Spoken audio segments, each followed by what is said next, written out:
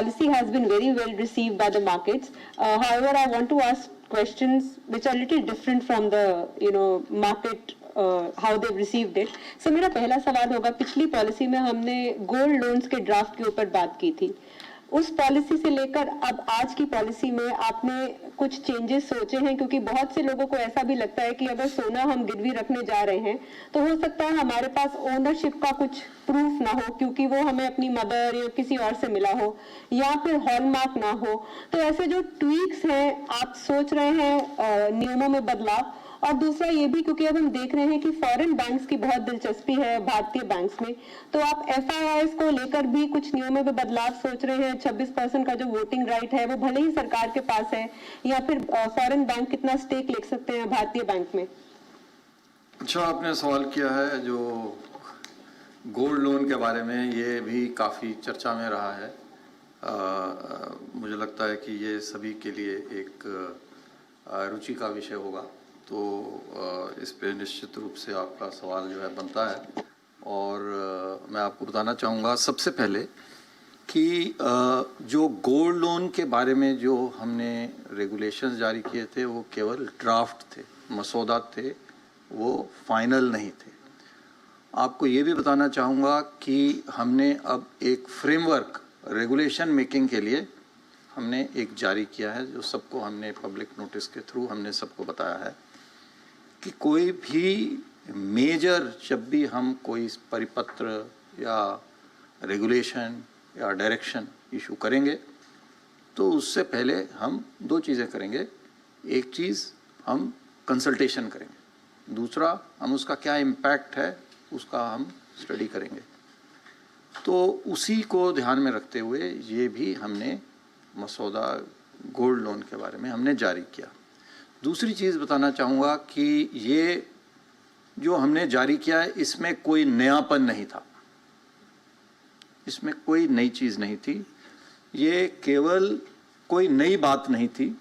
पुराने जो हमारे परिपत्र थे, पुराने जो रेगुलेशंस थे, उन्हीं को हमने कंसोलिडेट किया था, उनको कंसोलिडेट किया था और उनको रिआइटरेट किया था, क्योंकि ऐसा देखा जा रहा था कि कुछ जो हमारे रेगुलेटेड एंटिटीज़ हैं उनको वो अक्षरतः पालना नहीं कर रहे थे, क्योंकि उसमें क्लैरिटी नहीं थी और इसके बारे में उनको बताया गया था।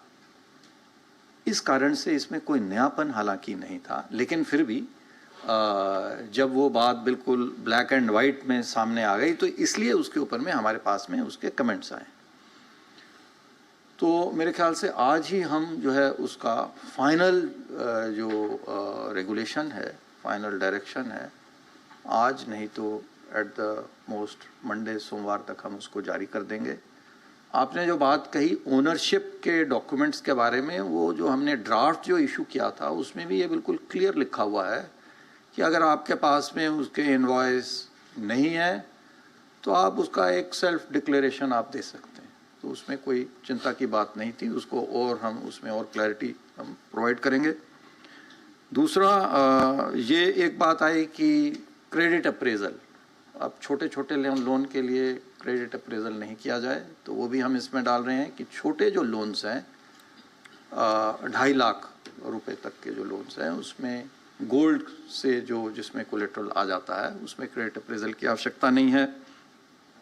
तीसरा एक एंड यूज़ के ऊपर में बात आई थी कि एंड यूज़ की मॉनिटरिंग करनी है, उसमें भी हमने ये स्पष्ट किया है कि एंड यूज़ की मॉनिटरिंग तभी आवश्यक होगी जब आप उसका प्रायोरिटी सेक्टर लेंडिंग में उसका लाभ आप लेना चाहते हैं।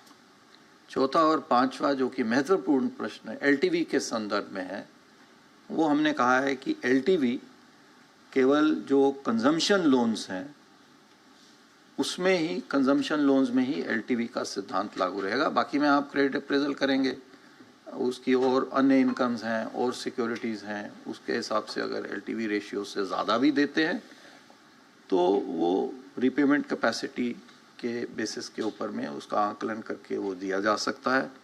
और पांचवा और महत्वपूर्ण जो प्रश्न है LTV से ही संबंधित है कि वो 75% हमने उसमें अभी आज के दिन में हमने ड्राफ्ट डाला था, उस 75% को हम छोटे लोन्स के लिए 85% तक करने का हमारा प्रस्ताव है। 85% छोटे लोन्स के लिए, बिलो 2.5 लाख के लोन्स के लिए पर बोरोवर 85%, लेकिन इस 85% में इंटरेस्ट जो है वो भी इंक्लूड करना होगा।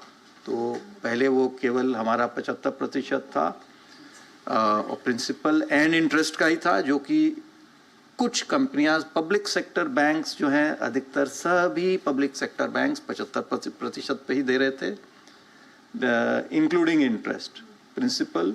इसलिए वो प्रिंसिपल जो है केवल 65, 66, 67% तक ही दे रहे थे। लेकिन कुछ अन्य NBFC इत्यादि और कुछ छोटे बैंक भी हो सकता है, वो जो है 75% प्रिंसिपल दे रहे थे, तो इंटरेस्ट मिला करके बुलेट रिपेमेंट लोन में विशेषकर वो 88% तक भी चला जाता है। क्योंकि अगर 18% का लोन है तो आप रिवर्स कैलकुलेट करोगे तो वो 88% तक चला जाता है। तो छोटे लोन्स 2.5 लाख रुपए तक के लोन के लिए including interest 2.5 lakh principal plus interest. तो ये पूरी स्पष्टता जो है हम अपने सर्कुलर में देंगे। हमें उम्मीद है कि इससे जहाँ पे मिनिमम रिस्क के साथ में इस गोल्ड लोन की श्रेणी को हम अच्छे से रेगुलेट कर सकते हैं। दूसरा आपका प्रश्न है कि क्या हम FIIs वगैरह के लिए हम कुछ लिमिट्स वगैरह, फॉरेन बैंक्स वगैरह के लिए लिमिट्स वगैरह कुछ बढ़ा रहे हैं। तो देखिए ऑलरेडी लिमिट्स तो 74% की लिमिट है, ऑलरेडी 49% की लिमिट है on automatic approval route, and another 25% तो up to 74% government approval route में जा सकते हैं। तो उसमें तो कोई बदलाव की आज के दिन में कोई ऐसी कोई बात नहीं है, उसमें कोई चेंजेस मुझे नहीं मालूम ये प्रश्न कहाँ से आ रहा है कि उसको हम चेंज कर रहे हैं। एक दूसरा उससे जुड़ा हुआ है 15% हम अलाउ करते हैं नॉन रेजिडेंट्स के लिए, लेकिन केस टू केस बेसिस पे 15% से ऊपर भी वो जा सकता है। तो उसमें कोई ऐसा बदलाव अभी अति शीघ्र कोई भी बदलाव उसमें नहीं हो रहा है। हाँ, हमने ये इस बात ज़रूर कही है कि हो सकता है उसका आप लोगों ने उसको आपने देखा हो, कहीं पे पढ़ा हो, कि हम ये पूरा जो ओनरशिप स्ट्रक्चर है, जो एलिजिबिलिटी कंडीशंस हैं, जिसके अंदर में FFI नॉन रेजिडेंट्स के लिए आज के दिन में 15% है, उस सबको हमको पूरे को एग्जामिन हम कर रहे हैं। वो इमीडिएटली नहीं होगा, उसमें समय लगेगा। ये जो है बहुत डीपर क्वेश्चंस हैं जिनको क्रिकेट की एनालॉजी में जो है 2020 मैच की तरह से नहीं देखना चाहिए।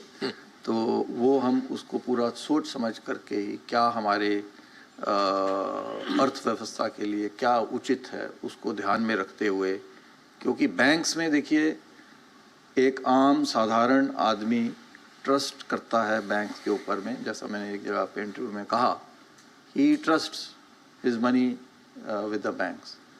तो उस प्रकार का ट्रस्ट वर्दी आदमी, ओनर और मैनेजर बैंक में होना ज़रूरी है।